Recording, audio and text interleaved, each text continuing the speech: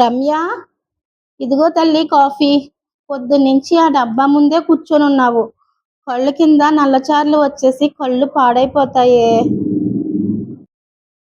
అమ్మా నీకు ఎన్నిసార్లు చెప్పాలి నేను పనిలో ఉన్నప్పుడు డిస్టర్బ్ చేయొద్దని. ఆ కాఫీ అక్కడ పెట్టు పక్కన. సర్లేవే, ఏదో ప్రేమతో తెచ్చిచ్చాను, అంత కోపం ఎందుకు?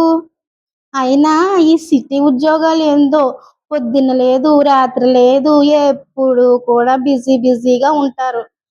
అదే మన ఊళ్ళో అనుకో, చక్కగా అరుగు మీద కూర్చొని ఈ పాటికి కబుర్లు చెప్పుకునే వాళ్ళం. ఏంటో. అబ్బా అమ్మా, ఇదేం పల్లెటూరు కాదు, ఇది హైదరాబాద్. ఇక్కడ పొద్దున్నే లెగిస్తే పనులు చేయకపోయినా జాబులు చేయకపోయినా అసలు ఇల్లు గడవదు. అయినా నువ్వేమి ఫోన్ చేయకుండా ఏం చెప్పకుండా ఇంత సడన్ గా అసలు ఇంటికి ఎందుకు వచ్చావు చెప్పు నాకు. అంటే కన్న కూతురింటికి రావడానికి కూడా పర్మిషన్ తీసుకుని రావాలా రమ్య? అది కాదమ్మా, ప్రాజెక్ట్ ఉంది, డెడ్ లైన్ లో ఉంది. నువ్వెందుకు వచ్చావో చెప్పలేదు. నేనేమో చాలా టెన్షన్ లో ఉన్నాను, అందుకే అడుగుతున్నా ఎందుకు వచ్చావని. నీకు పెళ్లి సంబంధం చూసాం కదా, రాఘవేంద్ర వాళ్ళ అంకుల్ గారు అబ్బాయి కార్తీక్. నీకు నచ్చాడని కూడా చెప్పావు, సంబంధం నచ్చిందని కూడా చెప్పావు. కానీ నిన్న నాన్న ఫోన్ చేస్తే నీకు ఇప్పుడు పెళ్లి ఇష్టం లేదు, నాకు వద్దు అన్నావంట కదా. పాపం నాన్న రాత్రి భోజనం కూడా చేయకుండా పడుకున్నారు.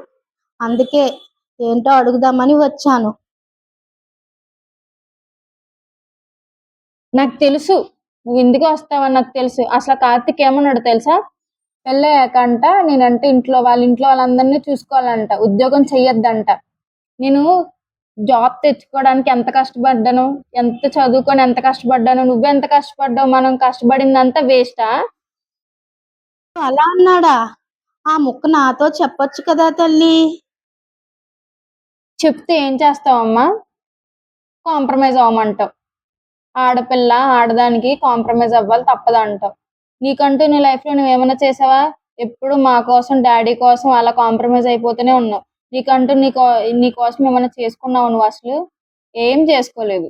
నేను అలా అవ్వాలనుకోవట్లేదు. అలా ఉండకూడదనే నిన్ను ఇంతలాగా చదివించాం, అలాగే నీ కాళ్ళ మీద నువ్వు నిలబడేలా చేశాం, ఉద్యోగం తెప్పించుకునేలా చేశాము. సో ఈ రోజు నువ్వు నీ కాళ్ళ మీద నువ్వు నిలబడ్డావు. కానీ కార్తీక్ ఉద్యోగం వద్దు అనడం ఆ పిల్లాడి తప్పే. కానీ నీ తప్పేంటో తెలుసా? సంబంధం వద్దు అనకూడదు.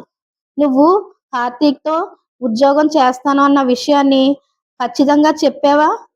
కూర్చోపెట్టి నువ్వు ఖచ్చితంగా ఏం చెయ్యాలనుకుంటున్నావో, నేను ఉద్యోగం చెయ్యాలనుకుంటున్నాను ఇది అని చెప్పేసి నువ్వు ఖచ్చితంగా చెప్పి తీరాలి. చెప్పావా? లేదు, వాడు అలా అనగానే నాకు కోపం వచ్చింది, వెంటనే ఫోన్ పెట్టేశాను. అదే నీ తప్పు. కోపంతో బంధాన్ని తెంచుకోవడం పెద్ద కష్టమేమీ కాదు, కానీ బంధాలు నిలబెట్టుకోవడమే చాలా కష్టమైన పని. తెలుసా నీకు? నీకు కార్తీక్ చెడ్డవాడేం కాదు, చెప్తే వినేవాడే. నీకు కార్తీక్ దగ్గర ఉన్నది ఏంటంటే వాళ్ళ అమ్మగారి కాలం నాటి ఏవైతే ఉంటాయో అవన్నీ తనకు అలవాటైపోయి ఉన్నాడు.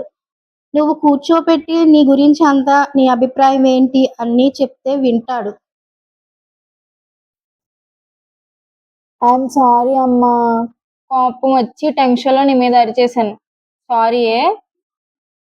సరే సరే, ఆ సెంటిమెంట్లు చాలు గాని ఇంకా ఆ చల్లారిపోయిన కాఫీ తాగి రా, నేను వేడివేడిగా ఉప్మా చేసి ఉంచుతాను. అమ్మా, నేను కార్తిక్కి ఫోన్ చేసి అడుగుతాను, నేను ఇలాగ ఉద్యోగం చేస్తాను మా అన్నని, ఇద్దరం కలిసి బాధ్యత పంచుకుందామని చెప్తాను. ఒకవేళ అప్పుడు కూడా కాదన్నాడు అనుకో, అప్పుడు పెళ్లి సంబంధం క్యాన్సిల్ చేసుకుందాం. ఓకేనా? సరే, నా కూతురు అంటే అట్లా ఉండాలి మరి. సరే, నువ్వు ఫోన్ చెయ్యి, నేనైతే వంటింట్లోకి వెళ్ళి ఉప్మా చేస్తాను.